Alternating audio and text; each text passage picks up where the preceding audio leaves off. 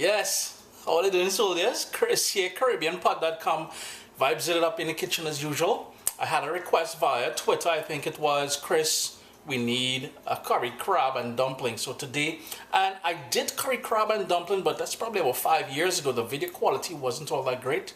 Plus, you're gonna see some slight nuances here that I changed up and things like that. You know, you have to be creative. Anyways, a classic Tobago dish, curry crab. You got to check out CaribbeanPod.com for the dumpling recipe.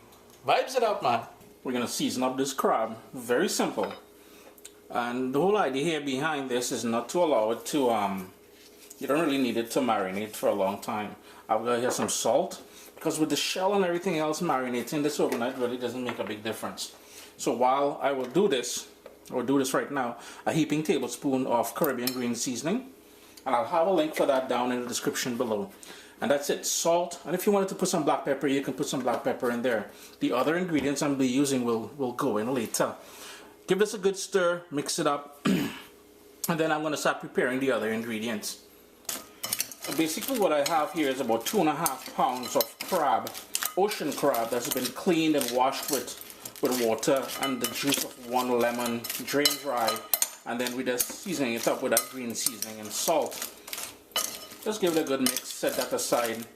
And if you have crab with bigger claws than that, what you can do is give them a slight crack, so this way the curry and the green seasoning will kind of, you know, go inside there and do all kind of nice things. Set that aside now.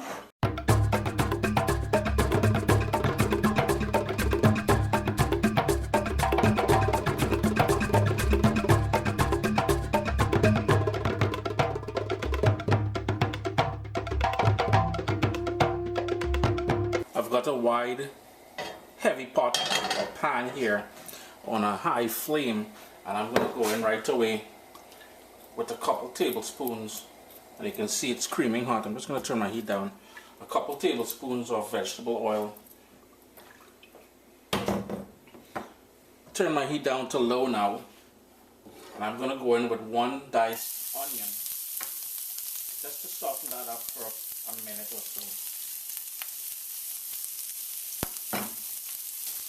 Next up, I'm just going to go in with some diced garlic, and that's about 5 cloves of garlic that I diced up finely. Heat still on low. And I have here 2 pimento peppers, or seasoning peppers as they're called in the Caribbean. They're not spicy, it's all about flavor. I'm going to go in with that as well. And this is what it would look like. When you cut it open, you may get a strong scent of what you would associate with being hot, but trust me, for the most part it is not hot. Move that around quickly because we don't want the garlic to burn. Next up, I'm going to go in with about a teaspoon of cumin seeds, or what we call geera in the Caribbean, just to toast that for about a minute. Again, the heat is still on low. In goes my favorite curry powder, and you will need about 3 tablespoons of that. Remember, this is curry crab, it's all about the curry at this point, right? And start stirring that to toast that curry and to waken up all these spices which makes up a good curry powder. And if you're wondering, it is a blend out of the Caribbean, a Madras blend. Here is where I like going in with my bird pepper, or bird's eye pepper in some countries, you may know it as that, or Thai peppers. And we just want to get that in the oil there, and then to sort of waken up the oils on the outside of that pepper. If you want, you can crack them open, and that will release the beast. You will notice the curry powder is going to go darker, it's going to go a bit grainy, and that is exactly what we want. Just give that a quick stir, move everything around. Your kitchen, what am I going where? Tongue tied today. Your kitchen should be smelling nice with that curry goodness now. Turn up your heat to like a medium, and this is where we're going to start adding that seasoned crab.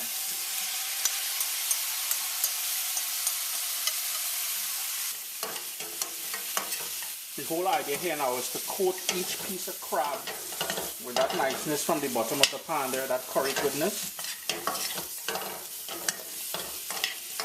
And we'll need a liquid to sort of braise this, not really braise, but to bring everything together.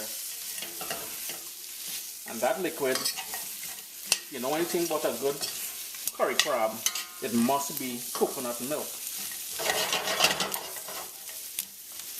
I don't have fresh coconut milk, so my only option is from a can. And you need about 3/4 cups of that coconut milk. Give everything a stir. Good, this thing smelling nice, looking nice. Pure niceness in here, all around. Bring that up to a boil and then reduce it to a simmer and let that all come together. It's been gently simmering there now for about 5 minutes. The gravy will start to go thick. So what I did was I added a little bit of water to it, because I want to cook this just a little bit more. And the whole idea here is when you're making this curry crab is to not to complicate things. Nice and simple. The sweetness from that coconut milk, the richness from the curry, and the sweetness from the crab.